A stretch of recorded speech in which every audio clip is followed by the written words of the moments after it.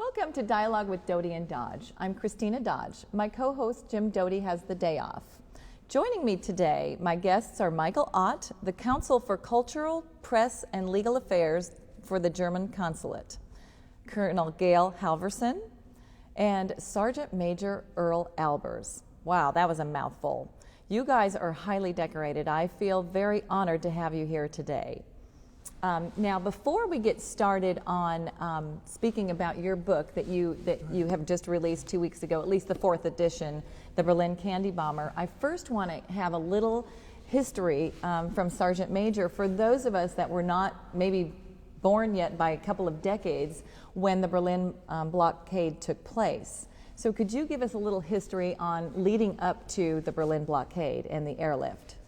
Well, I entered Berlin in May of 1946 and was impressed with the fact that over half the city was Russian zone and the other allies had the other half of the city. Not only that, I was very impressed that I was in the center almost of the Russian zone of Germany. And it's a ticklish situation when you know you don't have full control of everything yourself because everything you get and need goes through another country's occupational area. To remind people, it was occupied by the 4 countries because after World War II they wanted to keep the Germans sort of suppressed. They didn't want the Germans to get such control and such power after what they had been through World War II. And that was the reason that they had the 4 countries occupied the zones. And no one anticipated, I guess, the Cold War being what it was going to be, right? No, we didn't. No. And so nobody also set the rules as to, for the railway being allowed to bring in what was needed to be. A lot of that was being worked on yet. And, it was? Yes, and it was a ticklish situation when we found that the Soviet Union wanted to operate a different way within the city than the other 3 allies. That became a problem later. How long did we know that was going to be the problem that it turned into be? Well, little things happened along the way that made it more evident that there was going to be more and more control upon the East German population, and pretty soon they weren't even allowed or supposed to be coming in the Allied part of the city. It was like an invisible wall before a stone wall was built later. So then after they saw that the political barriers were breaking down and the Soviets actually blockaded and stopped us from bringing in food, and actually they needed everything in Germany, right, in Berlin? Everything from A to Z, or was it just food, or what kind of supplies were needed? Everything they had to live. It was from newspapers to coal. We flew more coal in than anything else, but they had to have food. We dried everything that would dry. Heat. Eggs, okay. Yes. Potatoes, we dried everything. So we could, one airplane flying dried goods to Berlin could haul as much as 7 airplanes flying food that wasn't dehydrated. So we dehydrated potatoes, eggs, carrots, everything we could. Wow. And so Colonel Halvorsen, back up a little bit and tell us how you got involved to fly I guess it was the cargo airplanes bringing in all the food and the supplies? Yes, it was a cargo operation. I was flying foreign transport out of Mobile, Alabama to South America. And it came up, and my buddy was supposed to go to Berlin on the airlift, and I wasn't married, and he was with 2 young kids. And I volunteered to take his place before he came in from Panama. So I went instead of Pete Sol, and our group from Mobile got there about the 10th of July. The blockade started the 26th of June.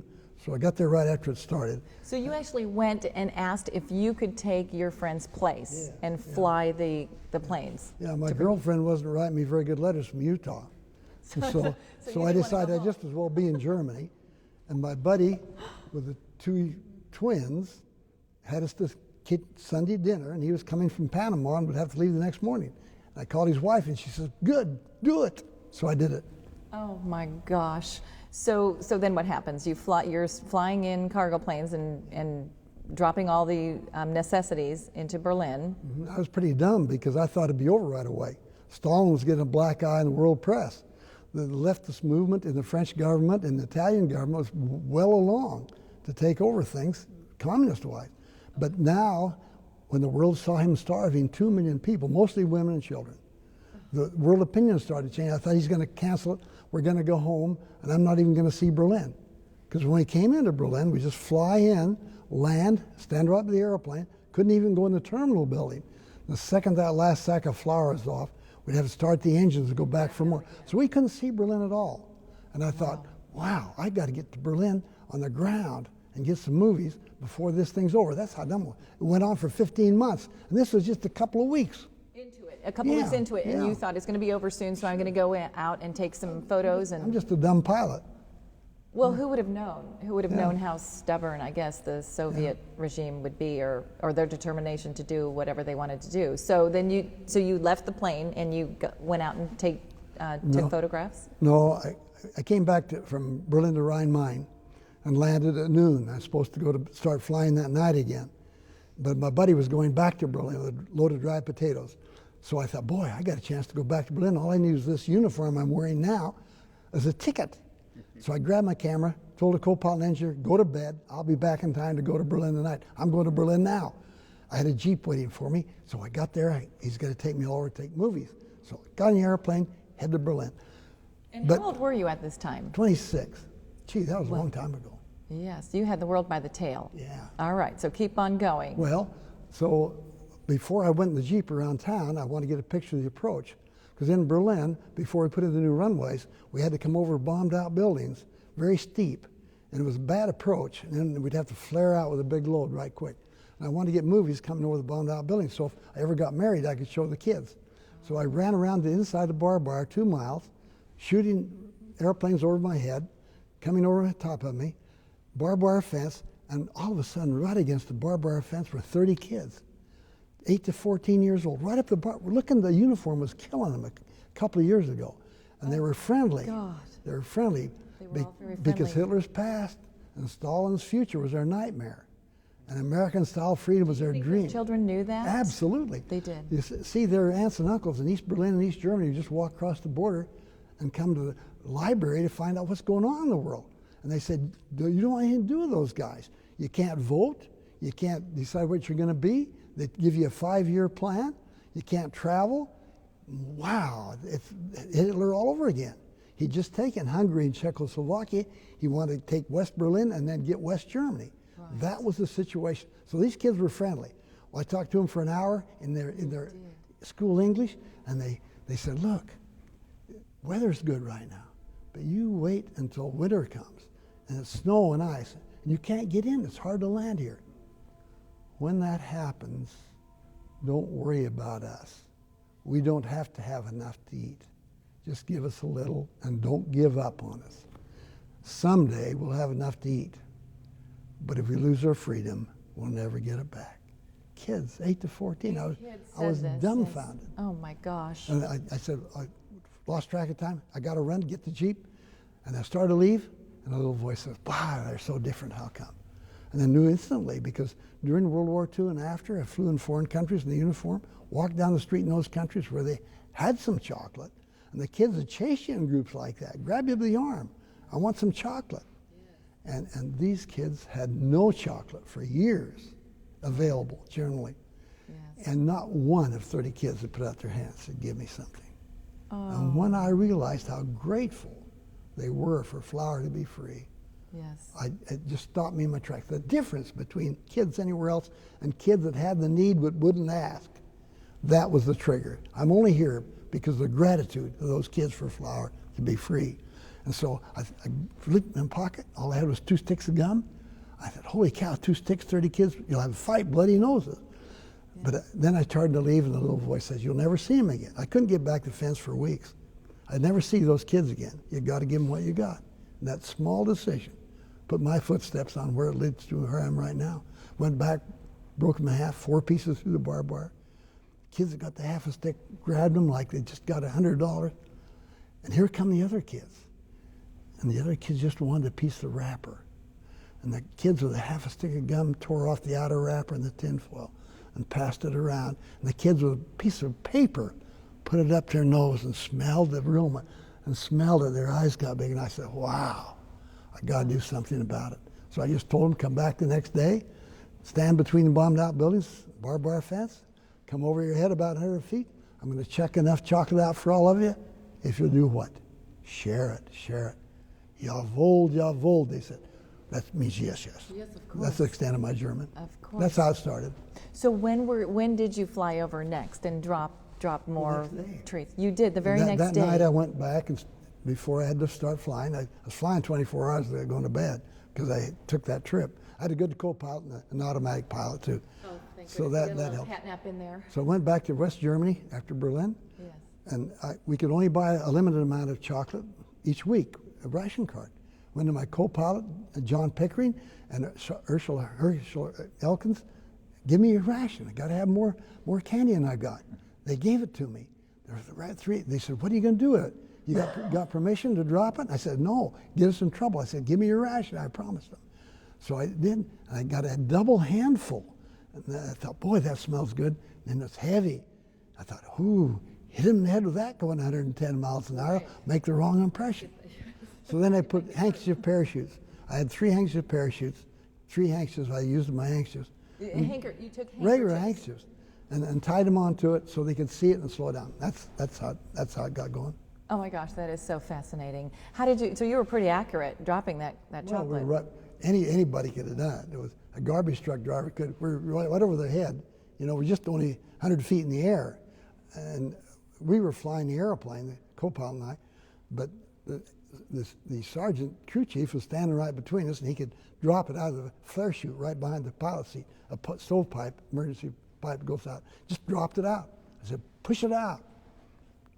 We taxied out to take off. There we wondered the kids, 3 handkerchiefs waving through the barber, and the mouths were going like that. How many of these flights did you make, and how much candy, and where did it go from here? Okay, well, we dropped it for 3 weeks before we got caught. Almost got court-martialed because we didn't have permission. And then the General Tunner said, that's okay, let him do it. And the end point is that the people in America says, well, all the candy makers and their organizations said, we'll give you all you can handle. And I gave them a big number, and they sent it. We couldn't tie the parachutes enough, so I told them to send them to Chicopee, Massachusetts, near a big air base that serviced Berlin, Chicopee, Mass. And 22 schools tied them up. And at the end of 14 months, my buddies and I dropped over 20 tons of chocolate from the sky. That's documented. Through Chicopee, Mass, they kept track of it and documented over 20 tons were dropped in 14 months, most by my buddies. I was only there 7 months. They rotate you out every 6 months. Oh, this is fascinating. And thus you became known as the candy bomber. Yeah, because not one child said, give me. They would have got 2 sticks of gum and no more because they'd been the same as everybody else. Because they didn't, and they had the gratitude, they got over 20 tons because they didn't beg, because not one said, give me. Out of 30, incredible.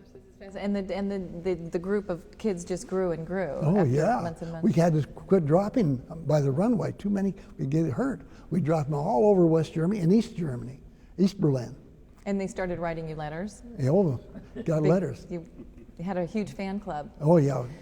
So what were the headlines, do you suppose, in Germany at the time, in Berlin at the time? Oh, it made the headlines of the paper. It did. That's how I got in trouble. That Oh, newspaper because guy the newspaper will do it to you every time. Yeah, the newspaper guy did it. But the letters were great. And later on, I can give you an example of 1 or 2 letters. Oh my gosh, it's fascinating. Yeah. Now, Sergeant Major, you had a similar sort of experience there where you were not allowed to fraternize with the German children, but when they were, collecting the arms or something like that, but you were very courageous too and decided to heck with the rules and went out and started playing ball with the German children. Tell me about that. What was that story about? When you see a bunch of children kicking around a bundle of rags tied with a string, trying to have a good time. From rags and tied with string. Yes, it was with string. And I felt sorry for them, naturally. And so I returned to the military unit and I obtained a basketball, which was the closest we had to soccer, and carried that back. And were happy to see that, but the first thing they asked me after they saw the ball was, "Can you teach us how to play baseball?" And so that was necessary then to go back and beg for bats and balls and gloves, and we started teaching baseball. And while this was going on, it was evident they didn't have all the food they needed, and the Russians were beginning to tighten up on the German farmers, not wanting them to bring milk and produce into the city. And we begin to see that if they really enforced this strongly, we were going to have some type of airlift. So that the blockade actually started slowly in 1946. And how long did it go on for? You actually made your first flight in 1948, right? Yeah. The official blockade ended on the 12th of May, 1949, a little less than a year.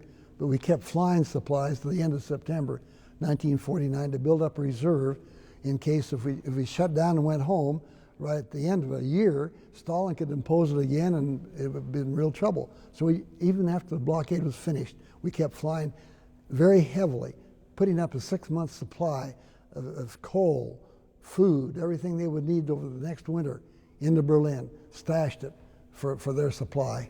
What you two gentlemen did has to make you feel so good inside, what you did for those kids. I imagine that none of those kids have forgotten that throughout their whole lives. That has probably made such an incredible impression on them.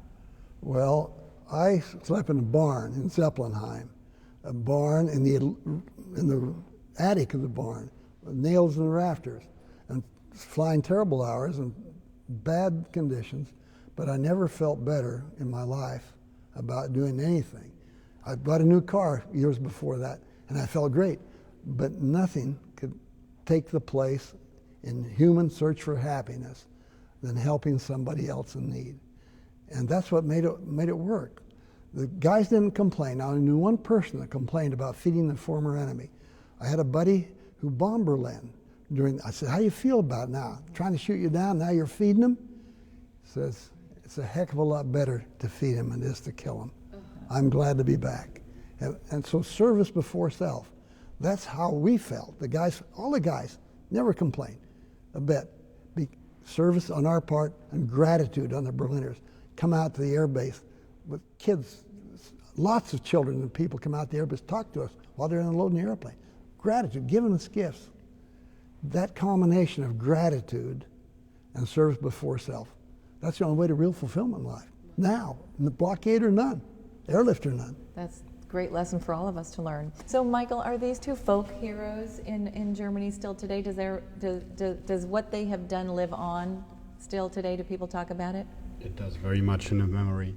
I think it's something what you call a modern myth. I mean, we have created our own name. We don't call it candy bomber. We call it raisin bomber, Rosinen bomber.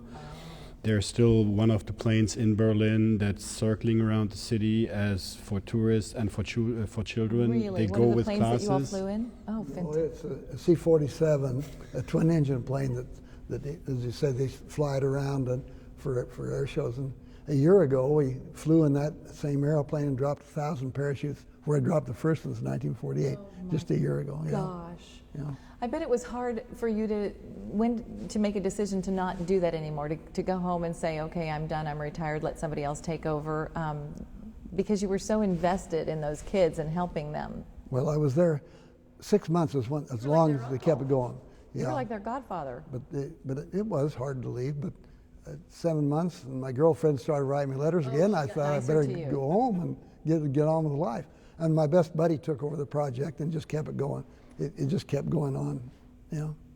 It's certainly something that is remembered in Germany, and I think that's also because you have this discrepancy of how things developed with the Soviet occupation on the one hand and what our American friends did for us. And that's something that's still kept in the memory very much. And I think then also when it started with the projects with young Germans coming to the United States, which was also something very unique, they weren't used to it. I think these two gentlemen have really written history. The youth program, the activities program, lasted for 10 years before the German government took back and supplemented their schools with the new way they were going. I was with the program until about 1951, I guess it was, because I'd moved to Heidelberg.